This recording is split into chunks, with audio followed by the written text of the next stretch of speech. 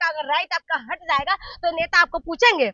बहुजनों को पूछने वाले हैं, एसटी एससी ओबीसी बहुत आदिवासी किसानों को पूछने वाले हैं, ये लोग कौन पूछेंगे? आज आपको सड़क पे हंगामा करना चाहिए। कहते हैं ना कि जब सड़क सूने पर जाते हैं तो संसद आवारा हो जाते हैं। तो इस तरह की उनके साथ हिरासत हो रही है, डिटेन किया जा रहा है। देखिए, सबसे बड़ी बात यह है कि जो चुनाव आयोग है, चुनाव आयोग को पूरी तरीके से सामना करना चाहिए कि जिस तरीके से राहुल गांधी ने आरोप लगाए तो उसको आप दिखाओ, जनता के सामने लेके आओ, सारी सच्चाई लेके आओ, दूध की दूध पानी का पानी आप कर दो। लेकिन वो नहीं करके ये लोग क्या कर रहे हैं, पूरी तरीके से जैसे चोरी छुपकर खेलते नहीं है उस तरीके से खेल रहे। चुनाव आयोग का काम है चुनाव को सही तरीके से करवाए, चुनाव आयोग का काम है कि निष्पक्ष चुनाव करे, चुनाव आयोग का काम यही है। लेकिन चुनाव आयोग कर क्या रहे? चुनाव आयोग के ऊपर जब आरोप लगे हैं तो opposition leader of opposition Rahul Gandhi ने प्रेस कॉन्फ्रेंस करके इस तरीके के आरोप लगाए। तो चुनाव आयोग का काम है कि पूरी तरीके से क्लियर करे। चुनाव आयोग क्लियर क्यों नहीं करे? क्यों नहीं करे क्लियर? और दूसरी बात, आज जो हुआ है ये होना चाहिए। और मैं तो कहती हूँ कि ये अपोजिशन जो लीडर्स है उनको हर महीने में ऐसे मुद्दे को, हर महीने मुद्दा आते हैं, हर महीने ऐसे मुद्दे के ऊपर इनको काम करना चाहिए, क्योंकि ये लोग करते नहीं है। इसीलिए तो सेंट्रल दिल्ली को घेर लेना चाहिए। बिल्कुल घेर लेना चाहिए, क्यों नहीं घेरना चाहिए बताइए? सड़क पे हंगामा करेंगे। बिल्कुल सड़क पे हंगामा करना चाहिए। कहते हैं ना कि जब सड़क सूने पर जाते हैं तो संसद आवारा हो जाते हैं। तो इसी वजह से जो है सड़क पे ये सब होना जरूरी है। आप बताइए, जब रोड पे बच्चे आते हैं, स्टूडेंट आते हैं तो ये लोग मारने लग जाते हैं, ठीक है। जब रोड के ऊपर जनता आते तो ये लोग पिटाई करने लग जाते हैं। जो रोड पे अंदर जब स्टूडेंट अपने रोजगार मांगने आते हैं तो इनको दौड़ा दौड़ा के मारते हैं। तो क्या इनको इनके साथ होना नहीं चाहिए? क्या इनसे पूछना नहीं चाहिए? आप बताइए कि चुनाव आयोग को सेफ फायरिंग कौन कर रहे हैं? आप बताइए, क्यों उनको प्रोटेक्शन देने का काम करें? मीडिया क्यों कूद रहे हैं इतना ज्यादा? आज तो मीडिया की मजबूरी है जिसकी वजह से ऑपोजिशन को दिखा रहे हैं आज, लेकिन आज के दिखाएंगे उसके बाद गायब हो जाएंगे। तो विपक्ष हंगामा भी तो कर रहा है, विपक्ष घेर रहा है, तो क्यों करे ना? इस तरह की चीजें करे ना, सड़क जाम कर रहा है, क्यों करे ना? जाम कर देना चाहिए, क्यों नहीं करना चाहिए बताइए? ये जनता का मुद्दा है। जनता को अगर वोट देने का अधिकार से छीनेगा, जब जनता के साथ वोटों का चोरी करेगा तो फिर ये क्या होना नहीं चाहिए? आप बताएं, अगर वोट देने का अधिकार अगर आपके पास नहीं होंगे तो ये लोगों को तो और मौका मिल जाएगा। वोट देने का राइट है जो बाबा साहेब ने हमें दिया है, जो संविधान ने हमें दिया है, वोट देने का अधिकार दिया है, तभी तो आज हमारे पास राइट है। आज क्यों नेता आपके पास आते हैं? आज जो फॉर्च्यूनर पे नेता आपके पास क्यों आते हैं? बीएमडब्ल्यू में बैठ के नेता क्यों आते हैं? आपको आएंगे, आपको पूछेंगे। जब चुनाव खत्म होने के बाद तो आपको पूछते भी नहीं है, आपको देखते भी नहीं है। क्यों नहीं देखते? क्यों नहीं पूछते? इलेक्शन कमीशन नहीं, मेरी बात संविधान के तहत ही तो काम कर रहा है। संविधान के तहत काम कर रहा है तो फिर आरोप क्यों लग रहा है? और इनकी पर अभी सवाल क्यों उठ रहा है? अभी 4-5 सालों से लगातार क्यों उठ रहा है? तो चुनाव आयोग का जिम्मेदारी है कि नहीं कि चुनाव आयोग सही तरीके से, पूरी तरीके से जनता के सामने सारी चीजें क्लियर करके दिखा दे कि हाँ भाई ये सही नहीं है, राहुल गांधी झूठा है। दिखाए, क्यों नहीं दिखा पा रहे? आप बताइए, क्या चुनाव आयोग का काम नहीं है इसी सच्चाई को दिखाना? क्या चुनाव आयोग का काम नहीं है कि जनता के सामने निष्पक्षता का प्रमाण दे? क्यों चुनाव आयोग नहीं करे? उनकी वेबसाइट से क्यों सारी चीजें हटा रहे हैं? क्यों हटा रहे हैं? आप बताइए कि खुद जो है बीजेपी और जो मीडिया ये कवर फायरिंग देने में लगे हुए चुनाव आयोग को। क्यों चुनाव आयोग अपने सामने क्यों नहीं आते? अगर वोट देने का अगर राइट आपका हट जाएगा तो नेता आपको पूछेंगे? बहुजनों को पूछने वाले हैं, एसटी एससी ओबीसी बहुत आदिवासी किसानों को पूछने वाले हैं, ये लोग कौन पूछेंगे? आज आपके पास वोट देने का राइट है तभी तो ये लोग पूछते हैं, तभी तो ये सालों में 5 सालों में एक बार आपके दरवाजे में आते हैं, नहीं तो फिर आपको कुछ भी नहीं पूछने वाले। आप बताइए, आज महिलाओं के साथ किस तरीके के अत्याचार हो रहे हैं, ये लोग क्या करते हैं? ये जब आप अगर दलित महिला है, अगर आप एसटी एससी ओबीसी आदिवासी महिला है तो आप जाएंगे, ये लोग आपके साथ बलात्कार करके छोड़ देते हैं, रातों रात सबको जला देते हैं, तो कोई इंसाफ करने वाला होता है? नहीं होते। वोट देने का राइट है तभी तो आप कह सकते हो कि हम चुनाव में देख लेंगे। वोट देने का अगर राइट ये लोग छीन लेंगे, उसके बाद क्या रहेगा? आपके पास कुछ नहीं रहेगा। नेता आपको कुछ पूछेंगे? आप क्यों पूछते हैं? आपने देखा होगा क्यों जाके ये लोग गरीबों के पास पहुंच जाते हैं, आदिवासियों के पास पहुंच जाते हैं। क्यों ये लोग चुनाव से पहले सफाई कर्मचारी का पैर धुलाने में मजबूर हो जाते हैं? क्यों? क्योंकि ये संविधान ने हमें अधिकार दिया, इसी वजह से इनकी मजबूरी है ये, इसी वजह से तो आते। अगर ये अधिकार अगर हमसे छीन जाएंगे, जब वोट देने का अधिकार ही नहीं रहेगा तो आपको किस बात का अधिकार रहेगा? आप बताइए, कौन पूछेगा? आज मोहन भागवत कोई रोक रहा है, इलेक्शन कमीशन वोट रोक तो रखा है। आप पत्रकार है क्या है? आप पत्रकार है ना? आपने न्यूज देखा है जो चल रहा है? आरोप लगाता नहीं, जो बिहार में चल रहा है, बिहार में जो कह रहे हैं कि कितना लाख वोट काट दिया गया है। आप बताइए कि तो रोहिंग्या आएंगे, रोहिंग्या कहाँ थे? रोहिंग्या को रोकने का जिम्मेदारी किसकी है?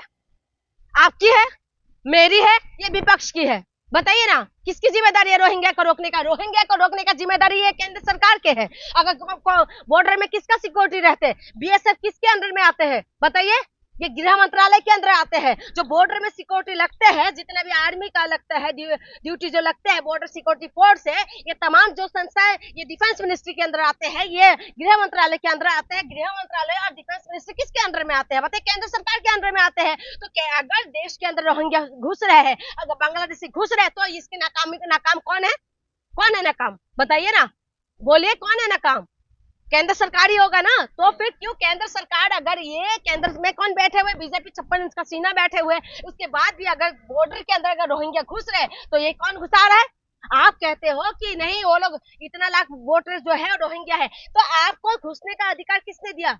कैसे घुसा वो बॉर्डर से इतना दूर तक? कैसे आ पाए? पहले बिहार, दिल्ली की भी बात यही कहता है कि दिल्ली के अंदर रोहिंग्या घुसा हुआ है, अब बिहार के अंदर घुसा हुआ है। अगर हर जगह घुसा हुआ है तो निकम्मा आप है, निकम्मा आप है। आपने वोट देने का अधिकार छीन रहे हैं आम लोगों का। आप बताइए, एक एक घर के अंदर 40-40 वोट कहाँ से आ गए? 80-80 वोट कहाँ से आ गए? आप बताइए, कहाँ से आ जाते हैं? बैरिकेड कूद रहे हैं। बिल्कुल सही कर रहे हैं। बैरिकेड कूदना ही चाहिए, क्यों नहीं कूदना चाहिए? बताइए, बिल्कुल सही कर रहे हैं। विपक्षी नेता का काम ही यही है कि पूरी तरीके से जो है मुद्दे को जोर शोर से उठाया जाए और जनता तक पहुंचाया जाए। एकदम निचले तबके के जो लोग हैं वहां तक मुद्दे को पहुंचना चाहिए। बिल्कुल अखिलेश यादव सही कह रहे हैं। और बाकी जो नेता है महुआ जो है, वो भी बैरिकेड के ऊपर चढ़ रहे हैं। अखिलेश यादव भी बैरिकेड कूद के गए हैं। बिल्कुल सही कर रहे हैं। क्यों प्रोटेस्ट नहीं करना चाहिए? अपनी आवाज बुलंद नहीं करना चाहिए? अगर चुनाव आयोग निष्पक्ष है तो निष्पक्षता का प्रमाण दीजिए ना। बीजेपी क्यों कूद के आ जाते हैं? कह रहा शांतिपूर्ण तरीके से 30 लोगों को बुलाया गया था, ये लोग पूरा माहौल काट रहे हैं, हल्ला कर रहे हैं। क्यों कर नहीं सकते? क्यों कर नहीं सकते? क्या यह अधिकार किसने? संविधान ने दिया है, ठीक है। और चुनाव आयोग के भी जो है ये निष्पक्ष संस्था है, इसका भी जो अधिकार जो है, उनके पास जितना भी अधिकार है, ये भी हमारे तो किसने दिया? संविधान ने दिया है ना। लेकिन आप क्या उस चीजों को बना के रखे हो? क्या आप उस व्यवस्था को सही तरीके से रख पा रहे हो? क्या आपका काम क्या शायरी पढ़ना है या चुनाव को निष्पक्ष करने का काम है? बताइए ना। विपक्ष के ऊपर कुछ भी होता है, विपक्ष के ऊपर तो तुरंत आपका एक्शन आ जाते हैं, तुरंत आप नोटिस भेज देते हो, तुरंत आप एक्शन ले लेते हो। जब बीजेपी नेता कुछ करते तो आप कहाँ चुप जाते हो? कहाँ चले जाते हैं आपका? इसी वजह से मैं आपको कह रही हूँ, ये सारी चीजें, अगर वोट देने का अधिकार नहीं रहेगा तो आपको बोलने का भी अधिकार नहीं रहेगा। अगर वोट देने का अधिकार नहीं रहेगा तो आपको राइट टू एजुकेशन का अधिकार भी नहीं रहेगा। अगर वोट देने का अधिकार आपको नहीं रहेगा तो राइट टू हेल्थ का अधिकार भी आपको नहीं रहेगा। आप बताइए, आज मोहन भागवत ने खुद बयान दिया है, मोहन भागवत खुद बयान दिया है कि जो जनता है और शिक्षा और जो स्वास्थ्य से कोसों दूर होते जा रहे हैं। क्यों हो नहीं रहे? ये सच्चाई नहीं है, लेकिन वो बेशक बयान किस वजह से दिया है और जनता उनके पास बहुत कुछ है करने के लिए, लेकिन वो नहीं करे, वो अलग बात है। लेकिन एक सच्चाई बात है, आज गरीब लोग पढ़ा नहीं पा रहे। यूपी के अंदर कितना स्कूल बंद हो रहा है, जिसकी वजह से आंदोलन चल रहा है। लगातार जो है स्कूलें बंद करा जा रहा है। राजस्थान का भी बात आ रहा है, जगह जगह पे अगर सरकारी स्कूल बंद हो जाएंगे तो जो गरीब बच्चे कैसे पढ़ेंगे? तो क्या अमीर लोग कर सकते हैं? इस मार्च के बाद इलेक्शन कमीशन कोई संज्ञान लेगा? देखिए, लेना तो चाहिए। अब ये नहीं पता लेगा कि नहीं लेगा, ये तो इलेक्शन कमीशन से जाके पूछ लीजिए कि इलेक्शन कमीशन क्या क्या लेगा। लेकिन इलेक्शन कमीशन की जिम्मेदारी है, क्योंकि ये संवैधानिक संस्था है और इनकी जिम्मेदारी है कि जनता के अंदर जो कंफ्यूजन है उसको दूर करे। जो राहुल गांधी ने प्रेस कॉन्फ्रेंस करके करोड़ों लोगों के पास जो मैसेज पहुंचाया कि जो वोटों का चोरी हुए है, जो लोकसभा में चोरी हुई है, और जो मोदी जी प्रधानमंत्री बने हैं वो वोटों को चोरी करके प्रधानमंत्री बने, तो ये जिम्मेदारी बनते हैं कि इस चीजों को प्रमाण करें और प्रूफ दे इलेक्शन कमीशन की राहुल गांधी झूठ बोल रहे हैं। तो इसका काम कौन करेगा? आप और हम करेंगे क्या?